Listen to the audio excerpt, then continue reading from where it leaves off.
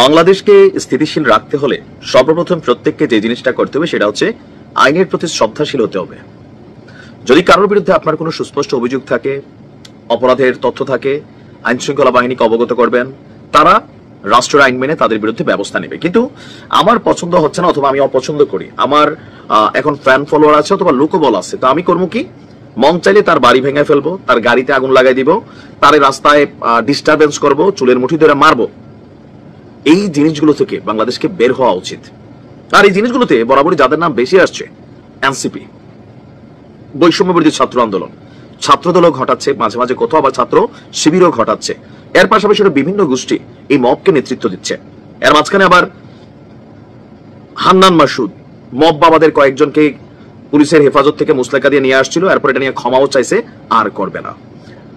এখন গত পরশুদিন সম্ভবত আপনার বৃহস্পতিবারে রংপুরে জাতীয় পার্টির চেয়ারম্যান জিএম কাদেরের উপস্থিতিতেই তার বাড়িতে যেই হামলা হয়েছে সেটা নিয়ে স্থানীয় থানায় মামলা না নেওয়ার অভিযোগ হচ্ছে জাতীয় পার্টির।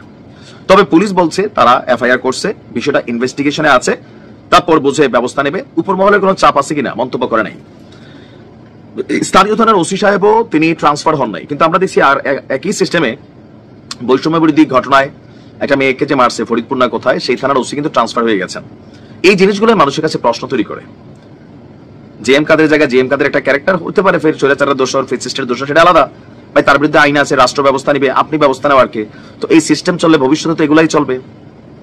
এখন ফাইনালি বিষয়টাতে হস্তক্ষেপ করেছে আমাদের কি বলা হয় যে সশস্ত্র বাহিনীর মধ্যে সেনাবাহিনী। আমি যখন এই নিউজটা করছি তখন আমরা আজকের পত্রিকায় যেই লাইভটা দেখতে পেলাম সেখানে লেখা ছিল, আপনার স্ক্রিনে এক অংশে যে দৃশ্য দেখতে পাচ্ছেন, যে জিএম কাদেরের বাসায় হামলাকে কেন্দ্র করে রংপুর নগর জুড়ে সেনাবাহিনীর সাঁড়াশি অভিযান চলছে। এখন সেনাবাহিনীর এই সাঁড়াশি অভিযানটার টার্গেট কারা? যারা এই মবকে নেতৃত্ব দিয়েছে, যারা জিএম কাদেরের বাড়িতে সামনে থাকা মোটরসাইকেলে আগুন দিয়েছে, যাদের ইন্ধনে অথবা কি বলা হয় যে নেতৃত্বে এই মবের ঘটনা ঘটছে।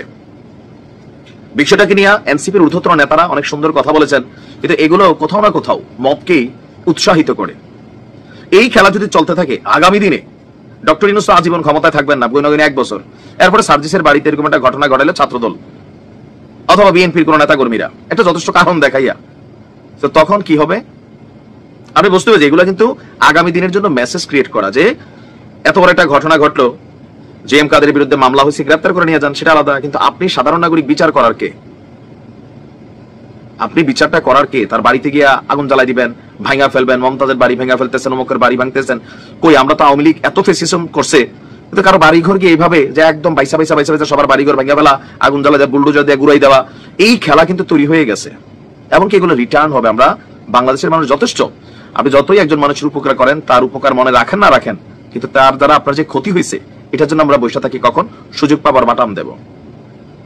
মিথ্যা মামলা, ভুয়া মামলা, বাদী যারা না আসামিকে, আসামি যারা না বাদীকে, এরকম নানান ঘটনাতে কি হচ্ছে, মামলাগুলো হালকা হচ্ছে। যেমন শেখ হাসিনা যে হত্যা মামলার একটা আসামি, ওই লোক তার এলাকার মধ্যে জিন্দা, তার ভাই সিস্টেম করে মামলা দিচ্ছে, ভাবা যায়। তো এটাতে কি হলো, মূল যে মামলাগুলো সেগুলো হালকা হয়ে যাচ্ছে।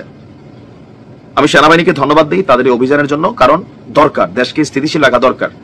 আপনার ভালো না লাগতে পারে, অন্যায় জুলুম নির্যাতনের শিকার হইতে পারেন, আপনি থানায় যাবেন, পুলিশ আছে, কিন্তু আপনি মব তৈরি করবেন, তৈরি করে আপনার নেতারা এটার পক্ষে 5টা যুক্তি দিবে, ফেসিবাদের দোষর। তো তোমরাও তো ফেসিবাদের দোষরই ছিলা। 5ই আগস্টের আগে সার্জিস আসনাদরা তো ছাত্রলীগের পতাকা তুলেই ছিল, বঙ্গবন্ধু করে লোল ফালাই দিছিল। তো জিএম কাদের জায়গায় থাকলে তোমরা কি না করতা? এরকমই করতা, কারণ ছাত্রলীগে তো ছিলা। এই বিষয়গুলো হচ্ছে কি, যে মব ভায়োলেন্সকে কোনোভাবেই এলাও করা যাবে না। সেনাবাহিনী প্রধান কিন্তু বলছিলেন যে মব ভায়োলেন্সকে যে কোনো মূল্যে থামাতে হবে। সেনাপ্রধান তার কথা রাখছেন বা সেনাবাহিনী তার কথা রাখছেন, আর এতে সারা বাংলাদেশের মানুষের সাপোর্ট আছে। অপরাধী যেই হোক তার বিরুদ্ধে আইনগত ব্যবস্থা হবে, আপনার মন মতো না।